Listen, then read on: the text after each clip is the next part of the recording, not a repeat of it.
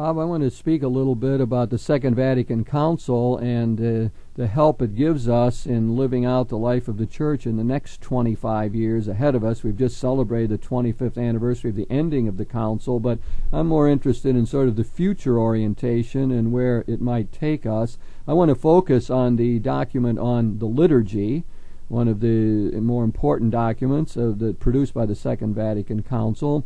And I'd like to root it a bit historically before we project into the future and recall a little bit of that history, that the Vatican Council didn't just happen in a vacuum. There was a great deal of preparation for this whole business of reforming the liturgy. I think that's something that you know a bit about, this history of the liturgy, and just in broad outline, I mean, we had a fellow by the name of Joseph Jungmann who did marvelous research and made it available to us, so we learned a lot more about how the liturgy was celebrated in the early church, and we had a liturgical movement that was afoot. We had already back in the 50s under Pius XII reform of Holy Week, for example.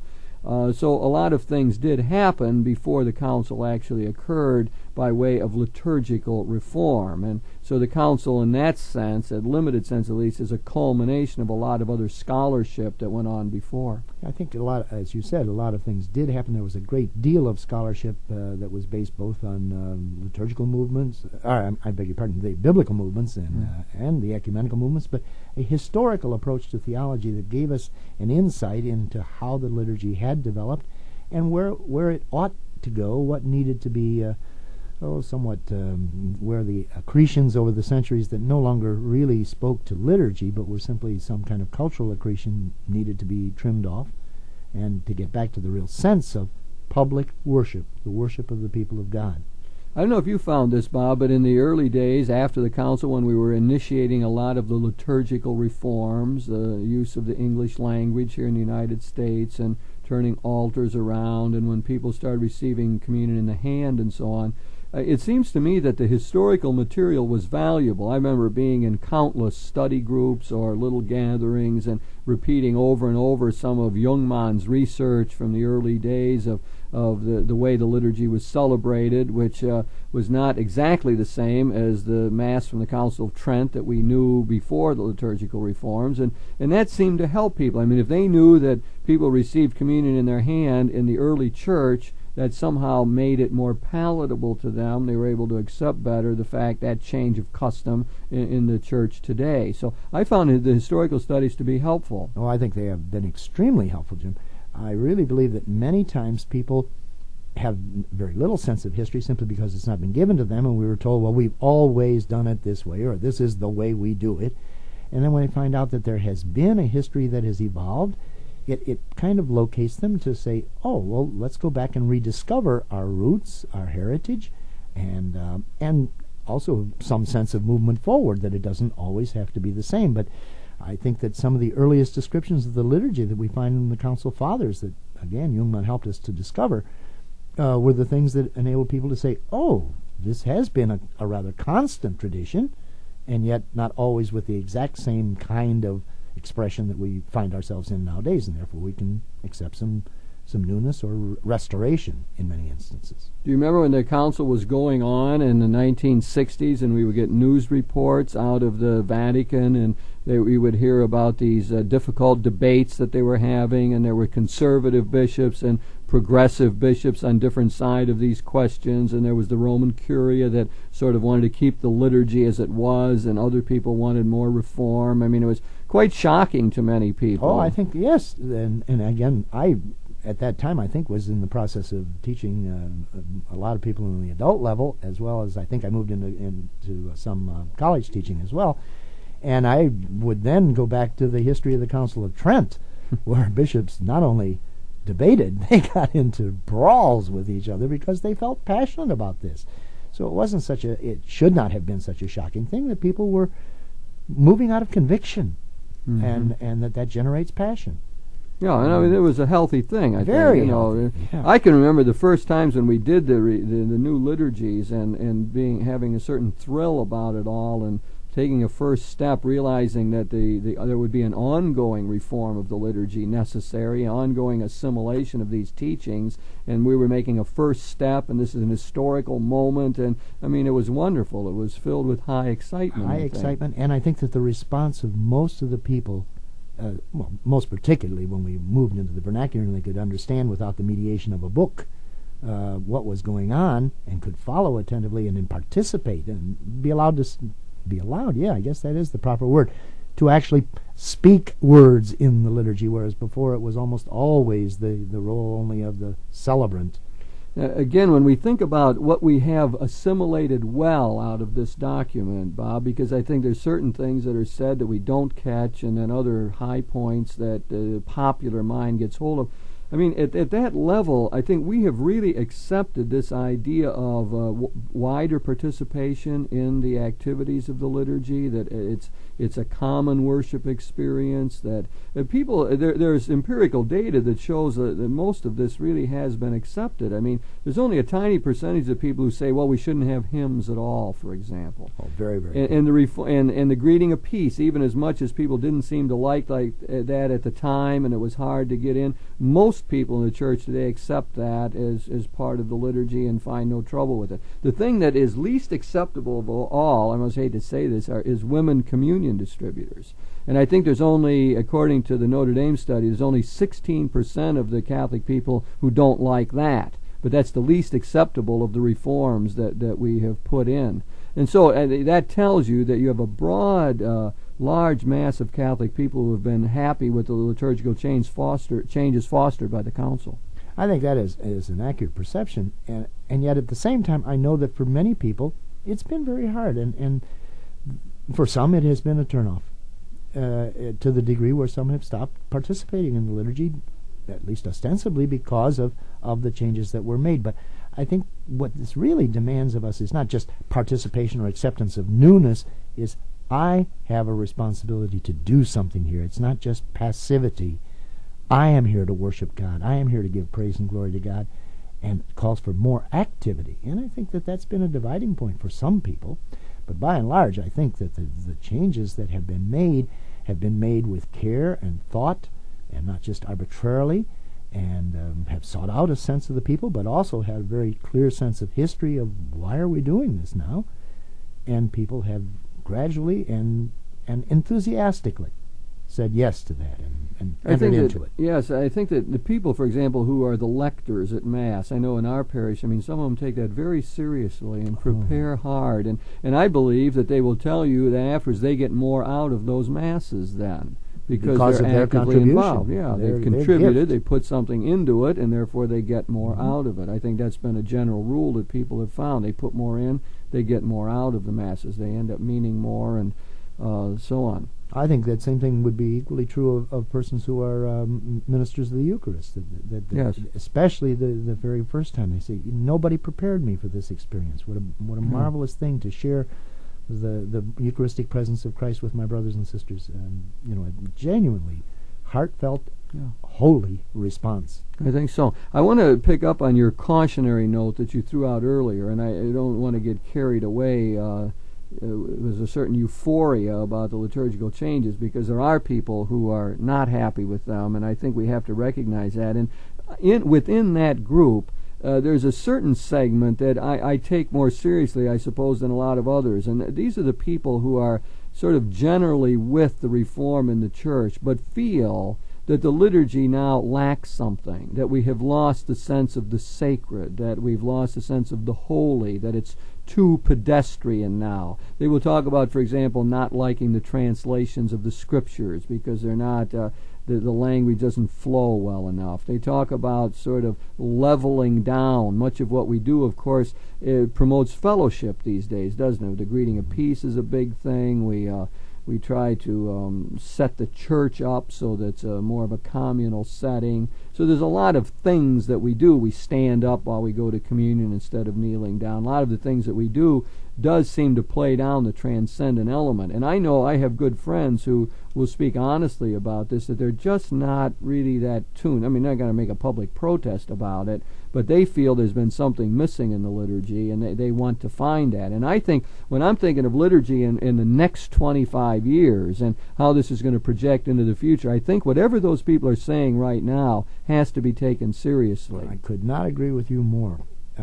I think that there have been some elements of the liturgy that have really become very pedestrian, as you said, and do not play to that notion of the fascinans et tremens, that awe-inspiring thing of the sacred, and that people are in need and want of that.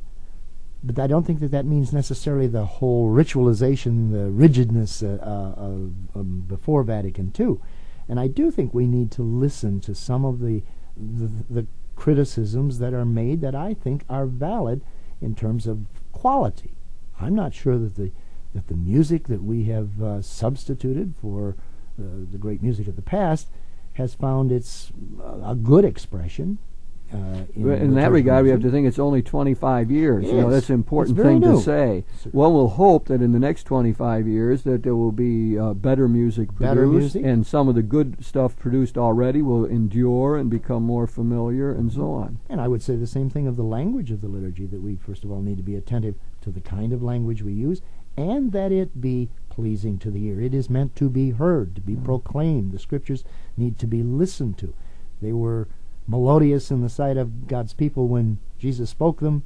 They were melodious when they were translated into almost a Middle English, the King James Version, and the Douay Rheims version, the beauty of that and the dignity of it. And I think we need to try to do that same thing in today's and be sensitive We might to the find movements. biblical scholars uniting with people who have a more poetic ear to produce another translation. That's one way that it could work. We could get some other canons produced that have a more poetic spirit to them. There would be a lot of ways. And also, I think, of course, there is an obligation on the part of the celebrant to help create this more sacred mood that we're talking about. Exactly, yes. And that is a tricky kind of business. One of the things that the Second Vatican Council opened up, of course, was a greater sense of the role of the celebrant in shaping the liturgy. Now, before, the celebrant, and you and I both celebrated the liturgy before the council, decrees were in place,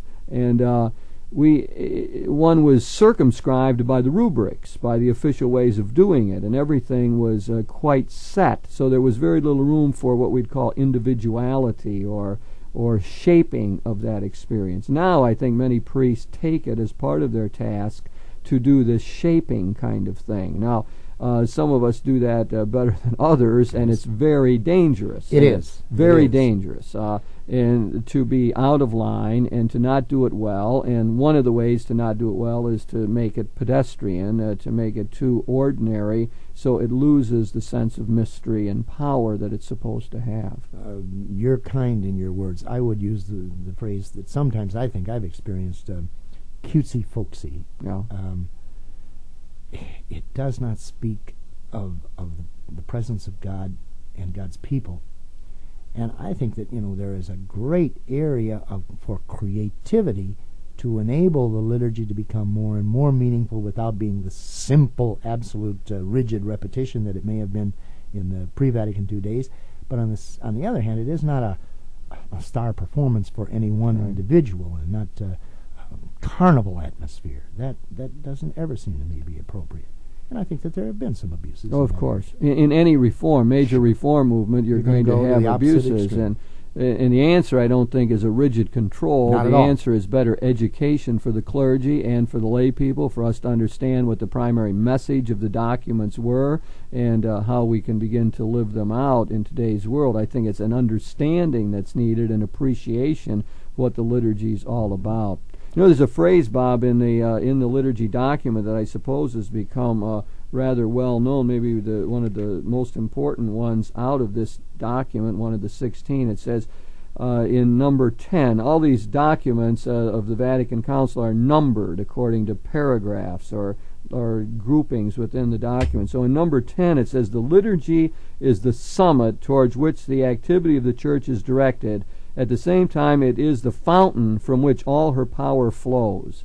And so I suppose that has become the touchstone for many people. It's right at the beginning of number 10 on the liturgy document. And for many people have picked that up, especially the liturgists, that it's the summit towards of the Church's activity and the font of all of that. And I might just point out that my own mentor, again, Karl Rahner, was rather critical of that statement and felt that it had gone too far.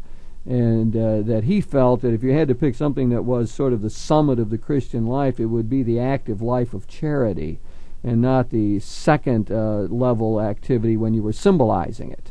So that Rahner was critical of that statement, and it's worth thinking about and seeing. But the statement was meant to point out the great importance of the liturgy, its centrality in shaping our own religious consciousness and guiding us and giving us motivation and impetus to take the gospel into the world, I think.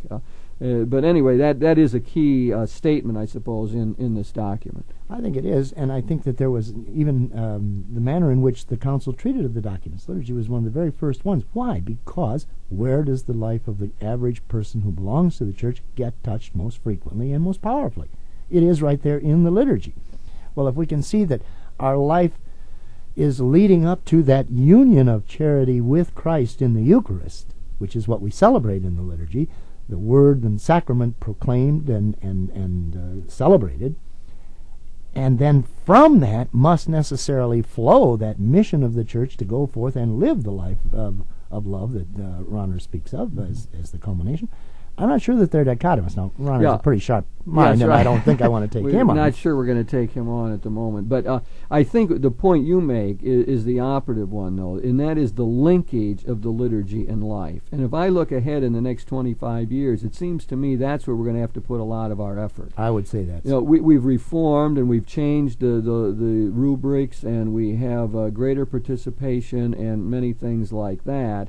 But the question is it influencing our daily life? Have we made that linkage? And I think we haven't sold that completely. I think you're right. We have to keep working at that. Next 25 years, that'll be a major project. Show how, when we gather for worship, our consciousness is shaped, but we are sent forth from there to live it out in the world. Exactly. Without that, it simply becomes a refuge from the world. We come into church and kind of leave everything that's real behind, enter into this kind of mystical experience, have a nice spiritual experience, if you will, and then go back to the real world without ever either one having touched the other. Right, and as you suggested, we have to bring into the Eucharist what we are, and what we are is citizens, workers, recreators. We are people who function in many different ways in life, and when we come in to celebrate with the other brothers and sisters in the community, we bring all that we are. That's one way of thinking about how we make that link up. I mean, it's a very false notion to think we can leave part of ourselves outside the church doors. Yeah, including our brokenness, our sinfulness, our need for encouragement, to see the others there. You know, some of our church designs have taken on that aspect of making the people of God visible by not just concentrating on a one spot altar somewhere off in the distance, but that I necessarily have to see other people who are in this struggle as I, and we're here to admit their weakness, their dependence upon God, and then strengthened by that presence and that word to go forth and live it. That's well put, and I believe that means a lot to many people. I think that sense that we gather with others who are in the struggle, who are wounded and carry crosses, is just in itself helpful. Our friend John Gallen, the liturgist, often points out that the real sign, the real sacrament in a sense, is the assembly. Exactly. Not first of all the bread and wine you put on the altar, but the assembly itself. The congregation has a sign value. We are the sign gathered here of a diverse people, of the body of Christ, unified around the risen Lord. And we say that to one another. And that sounds sort of abstract as I was saying it, but I do believe that people often have a sense, I'm here with people who share my values and who are carrying crosses, and I'm not the only one, and let's pray together. Yeah, I think so often people will, particularly young people, will say, well, I don't get anything out of the liturgy. My question to them is, What can you bring to the liturgy that you may not even be aware of? Just someone else knowing your troubles, your trials, your tribulations, and you're there can be such a helpful sign to them that you're in this same fix with them. They're not in it alone, and you're willing to make the effort, and they too become encouraged by that. It's none of us alone, it's we, the people. That's right. And as we go about this, it suggests this need for continual adaptation. I think it's well worth pointing out that Pope Paul VI was, after the council was over, went beyond already what the council fathers had indicated. For example, he was the one who put the canon or the Eucharistic prayer into the vernacular. Well, that had not really come to the fathers. No, I mean, when they were meeting in the council, I mean, they envisioned the canon, the Eucharistic prayer, the main central prayer in the Mass, remaining the same in Latin and having a fixed, stable element to work with then. And then after the bishops had left and, they were going on and rethinking and getting the experience of the Church, then it seemed opportune to Pope Paul VI to introduce the vernacular into the canon as well. So you see right there sort of a development, and, the suggestion that makes is that the document is not a fixed thing forever, but it breathes the Spirit. That the liturgy is the summit and font of the Christian life, but it must be adapted to the needs of the people. And I think that's what we continually try to do. I suppose we try to do that through the homily, in a sense, at Mass. The homily is supposed to, in one way or another, take whatever is happening here and apply it to the real-life situation of this congregation and not someplace in Europe. Well, that's why the homilist, I think, has to take his job so very, very seriously, that if there is to be an articulation. But again, as we have many times had dialogue homilies, some of that comes from the people participating in that and giving, again, that sense of direction, that it is not just my insight that is valid, that I have other riches that need to be brought to the fore. Sure, and that's what the good homilist does. He's a good listener, and he's able to reflect those, and he brings that back to the people, illumined by the gospel. I think that is one way of thinking what we're supposed to be doing. How well we do it is another story. I think that, maybe I'm wrong about this. There is some statistical data that suggests the Catholic people are not totally upset with the preaching. Not totally, no. Yeah, I mean that. Of course, we hear a lot of criticism, and people often think the priests don't do a good job. They're too far back there, as often said, or up there, meaning they're out of tune with experience. But there is a movement, as we know, in the clergy to improve our preaching and to make the homilies reflect the real dynamism of the gospel. Sometimes we do that better than others, I guess.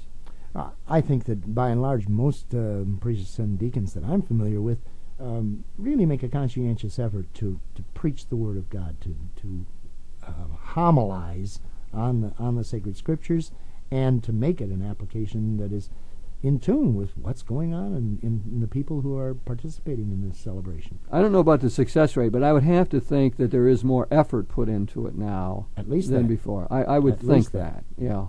Bob, let me take up a criticism of the document that's become pretty common now. It says at one place in number 31 in the document that the rite, that is the ritual, should be distinguished by a noble simplicity. They should be short, clear, and free from useless repetitions. They should be within the people's powers of comprehension and normally should not require much explanation.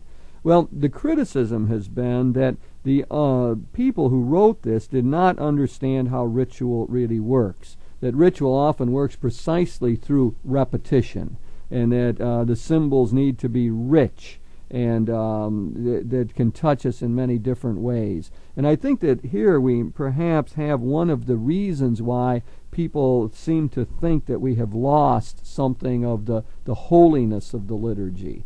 The Reform has not really understood well what ritual is all about. I think that when I look at the next 25 years, what I suspect is going to happen is we are going to get more studies by anthropologists and people who are skilled in linguistics and so on to help us understand how ritual works and therefore to enrich the way we celebrate the liturgy. Now, it's a simple thing. We used to repeat 3 times, Lord, I am not worthy.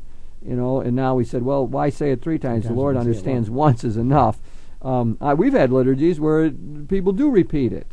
and where it seems very natural, because it's a way of assimilating it, I suppose, when you're doing the repetition. But I do think that the next 25 years is going to call for some rethinking of this notion of how ritual really functions. I think Joseph Campbell, in that series that he did on television, was just marvelous in pointing out some of those things, the people's need for ritualizing things, that it isn't always just the let's take and do this thing that everybody clearly understands. Yes, there's a need for some clarity. There's also a need for some of that mysterious element that leaves it richer. And that's part of the human experience, I think, to try to get to the transcendent. I think some of us are probably too cerebral or rational in our approach to the liturgy. I remember one time our people had planned this liturgy and so on, and it had a lot of symbolism in it. And at one point, I stopped and explained what some symbol meant, and boy, did I hear about it afterwards. Yes. I mean, they were not happy with this at all, because they said, you're not supposed to be explaining this. You're supposed to let it there and let it happen. So I think those of us who are more conceptually oriented maybe need to read more poetry before we go into the liturgy, or get a sense of ritual that way. I rather frequently find myself having that at least unspoken discussion with my liturgist, because she'll say things like, well, no, the people don't have to be there to practice. Let them just experience the ritual, experience the celebration, experience the mystery. And I'm thinking, oh, they're going to make a mistake. And she's saying, so what? I mean, is that, it is that entrance into the mystery of Christ that I think is what really enhances and makes the liturgy the meaningful experience it should be. I think you've latched on to the essential point there, Bob. We've been talking about the liturgy. One of the documents in the Second Vatican Council talks about liturgical reform. It's probably been the most visible thing that's happened in the Catholic Church. It's in the United States, we have masses in English. The priest faces the people. We have the greeting of peace. We have the people more involved, lectors, and so on. And so everything is really, very visible for us. And it's been a marvelous thing. And the Council said it's supposed to be the font and the summit of the Christian life. And I guess the task in the next 25 years is to make sure it really functions effectively in that way, so it leads us to the life of charity in the world.